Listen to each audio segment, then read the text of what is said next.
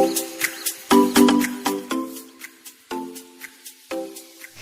guys, ini aku sedang ada di ruangan kantor SD Negeri 3 Sidomulyo. Di sini kita bakalan ngintip piala-piala kejuaraan yang sudah diraih oleh siswa-siswi SD Negeri 3 Sidomulyo. Yuk.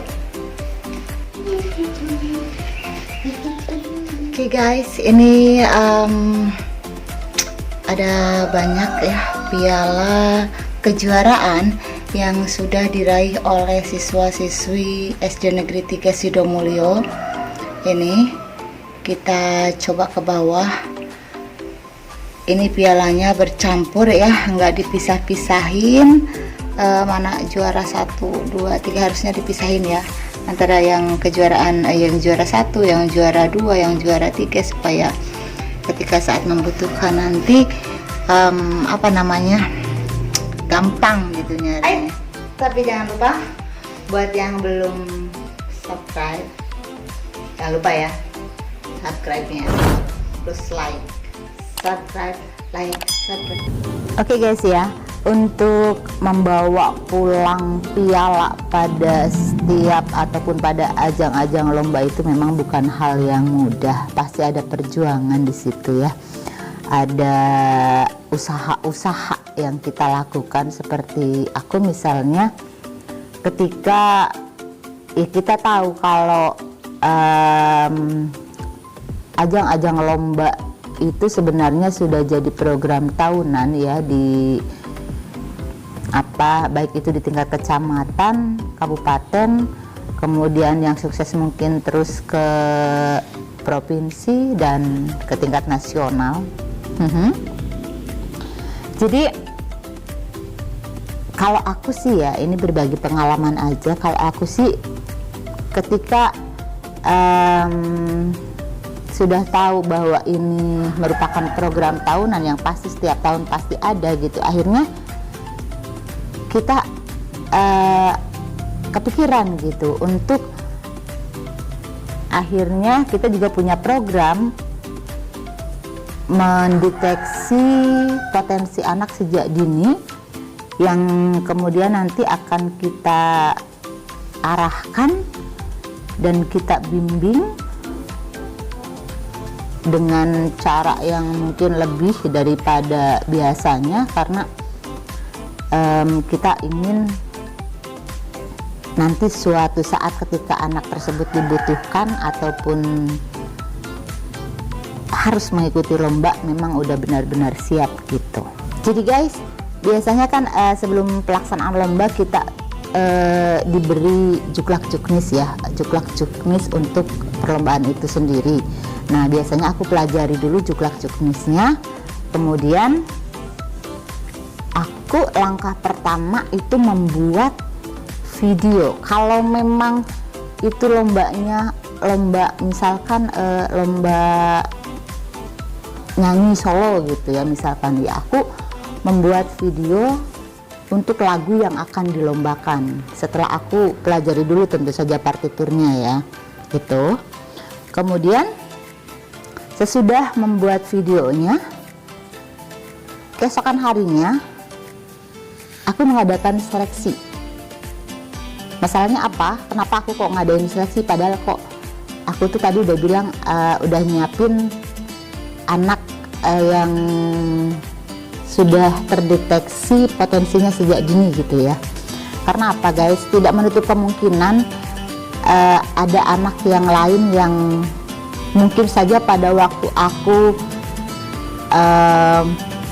melatih anak yang sudah aku siapkan itu muncul bibit-bibit baru yang mungkin belum terdeteksi ya waktu itu. Bisa saja kan perkembangan anak itu kan berbeda-beda, kadang-kadang munculnya telat gitu ya, itu maksudnya.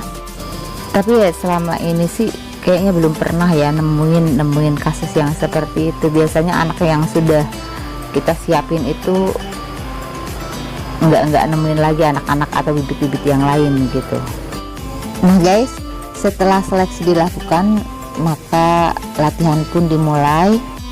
Biasanya sih aku menyanyikannya terlebih dahulu dan si anak menyimak pelan-pelan seperti itu sampai akhirnya kita mencoba nyanyi bareng-bareng.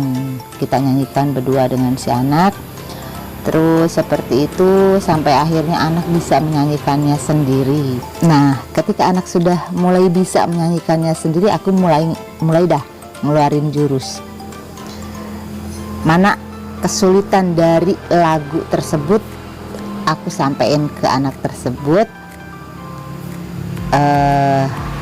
entah itu di nada tertinggi dari lagu tersebut atau sebaliknya, kemudian dikasih tahu juga cara mengatasinya seperti itu.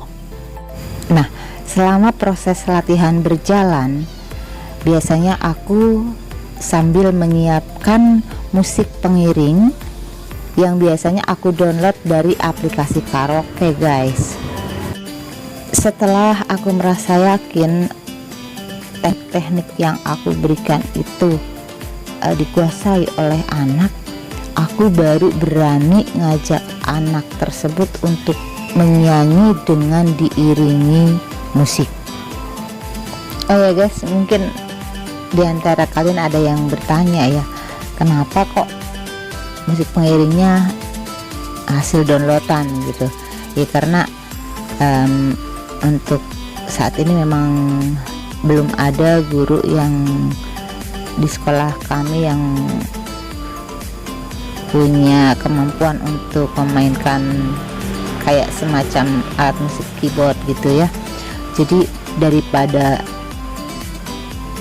nyewa orang untuk mengiringi yang otomatis biaya akan membengkak gitu, kenapa enggak pakai cara lain saja selagi masih ada cara yang bisa kita pakai. Nah guys, untuk teknik-teknik yang lain itu biasanya aku sampein manakala kita break dari latihan. Nah itu biasanya aku sambil bla bla bla bla gitu ya, seputaran penguasaan panggung, kemudian ekspresi, kemudian bagaimana kita bermain dengan mic, maksudnya jarak penggunaan mic ketika kita ada di nada tinggi ataupun nada sebaliknya. Oke guys, kembali dulu ya, kita kilas balik dulu untuk penggunaan cara aku yang melatih anak dengan membuatkan video untuk bahan latihan anak. Itu aku rasa efektif banget. Karena apa? Jadi anak bisa latihan tanpa kehadiran aku sebagai pelatih gitu, hanya berpedoman dari video yang aku buatkan untuk dia gitu. Dan informasi yang tak kalah pentingnya ya, aku biasanya untuk melatih mental anak supaya terbiasa tampil di depan orang banyak itu ya, karena kebetulan aku tuh suka nge-MC di acara-acara ulang tahun ya. Jadi ketika aku nge-MC itu biasanya anak aku bawa, aku ajak untuk nyanyi di panggung. Dan ini sangat berguna banget untuk apa ya, untuk melatih mental anak.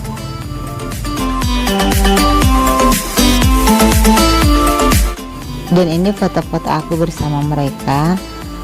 Kebetulan kepala sekolah memberi penghargaan kepada pelatih dengan cara ketika penyerahan piala kepada sang juara, maka pelatihlah yang disuruh menyerahkan pialanya gitu guys. Dan sebelumnya ini juara 1 lomba pupuh pi tingkat kecamatan, yang kebetulan di tingkat kabupatennya juga juara 1, sehingga menjadi duta ke tingkat provinsi. Tapi ini piala untuk yang kabupatennya nggak tahu di sebelah mana ini, karena bercampur jadi susah nyarinya. Bukan itu yang penting. Yang ingin aku ceritain kan ya proses untuk menjadi juaranya itu. Ini persiapannya sudah semenjak yang pupuh ini nih, sudah semenjak dia kelas 3. Kita semua di sini, kebetulan aku yang latihnya, sudah mempersiapkannya sejak kelas 3, dibimbing dari kelas 3, dan tahun itu pertama kali dia tampil dia sudah ada di posisi juara harapan 3, juara harapan 1, sorry sampai lupa. Nah tahun berikutnya kalau tidak salah break nggak ada itu kegiatan ditunjuk, waktu itu tidak digebiarkan, dan tahun berikutnya baru digebiarkan dan sukses menjadi juara 1 tingkat kecamatan, kemudian tingkat kabupaten, dan menjadi duta ke tingkat provinsi. Satu kebanggaan tentunya ya. Kemudian untuk ngadongeng juga begitu, ini anak sudah dipersiapkan sejak dini ya. Jadi di kelas 4 dia sudah ditampilkan untuk ke ajang lomba. Senang memang ketika kita menemukan siswa yang punya potensi, jadi kita yang melatihnya juga full semangat gitu ya.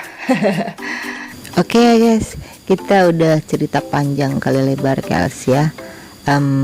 Mudah-mudahan video ini bermanfaat dan sampai jumpa di video berikutnya. Bye bye.